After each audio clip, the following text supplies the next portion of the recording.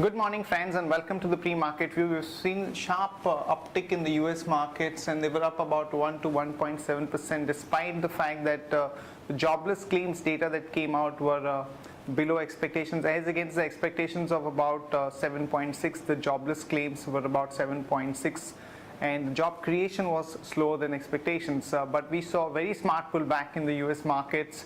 And the European markets too were up anywhere from 0.21 to almost about 0.95%. And when we look at the Asian markets today morning, Nikkei is running away with a uptick of almost about 1%. However, Hang Seng and some of the other Asian markets are not reflecting the same strength that we've seen in the US markets. SGX Nifty is also suggesting that we are going to open up about 15 points higher, which is actually not much. Given the fact that we have actually underperformed in the past many trading sessions. And talking about the flows, the FIs were net sellers on Friday in the cash market to the tune of about 272 crore, and the domestic institutions were biased to the tune of about 627 crore, and in the index futures we have seen FIs selling to the tune of about 38 crore. On Friday, though our market was up marginally, we had seen a good amount of selling taking place in defensives, particularly IT pack and some of the FMCG names. At the same time, the metal as a pack was doing much better because of the expectations that the ArcelorMittal could report a much better set of numbers, and that did happen. So we could see a follow-up buying in some of the metal names, but overall the market was quite sluggish. On that note, let me invite Sadhna to take us through important F&O cues and ideas that we can have from the F&O side. Good morning friends, let's have a view on derivatives. On Friday's session, we have seen that market opened on a positive note. Ahead of buying was witnessed in majority of the blue chip counters. And in afternoon session, after a deep slide, market showed resilience at lower levels and recovered sharply and finally snapped the session with a marginal gain of 0.44% at 6075 levels. But in this period, we have seen that long closures was seen by market participants. Market participants have taken away their profits as 5.97 lakh shares were reduced in open interest and cost of carry also decreased by 37%.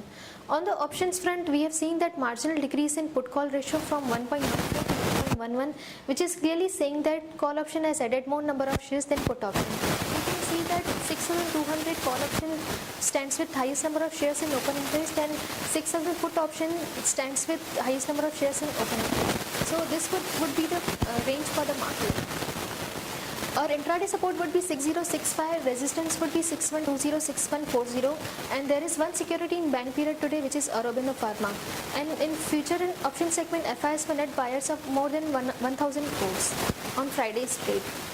As we are trading above weekly VWAP of 6050, our lower range for the market would be 6000 and higher range would be 6200. From intraday perspective, 6065 might act as a good support. That's it from derivatives. Thank you. Here are the important news and events that we are tracking today. First of all, the companies which will be announcing numbers. Apollo Hospital, we are looking at a net profit of about 89.2 crore. Jaiprakash Associates, we are looking at a net profit of about 2.1 crore for this quarter. NMDC, the number is about 155 crore. And in case of Tata Motors, we are looking at a net profit of about 3,500 crore for the quarter. CSO has come out with the advanced estimates for FY14 GDP, which is pegged at around about 4.9% versus about 4.5% GDP growth that we've seen for FY13, which is slightly higher than the consensus estimates. Thomas Cook has decided to merge itself with Sterling Holiday Resort for a total amount of about 870 crore. And Thomas Cook will also make an open offer for Sterling Holiday at about 98 rupees per equity share of Sterling Holiday Resort. NMDC has increased the prices of fines, the inferior variety of the seal making raw material, by rupees 100 per ton with effect from the beginning of the current month. So one can expect some positive rub-off on NMDC stock in today's market. Reliance Industries, which is having an SEZ in the state of Haryana, has decided to opt out of that SEZ, and the amount which has been offered by the state government for taking back the land from Reliance is lower than what is demanded by Reliance Industries. And in case of MCX, the voting rights of the promoter Financial Technologies has been capped at 2% with immediate effect, and an action taken to comply with the order of the FMC directive that the MCX should ensure that the FTIL reduces its stake in the exchange to 2% from the current holding of about 26%. Coming to the stock specific ideas, DLF, some positive news as the company has been able to sell Aman Resorts to Indonesian hotelier Adrian Zesha for about 2,250 crore. And with this particular announcement, the debt of the DLF would be in line with the guidance which they had given out earlier.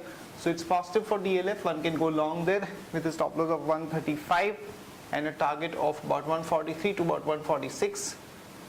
And Punj Lloyd, again some positive news as the company has been able to sell about 17% stake in the Gurgaon based multi-speciality Medanta Medicity hospitals for about 654 crore to the private equity from KKR. So one can go long there with a stop loss of 30.75 and a target of about 33.5. That's it from all of us, friends. Have a great trading session and see you tomorrow at the same time.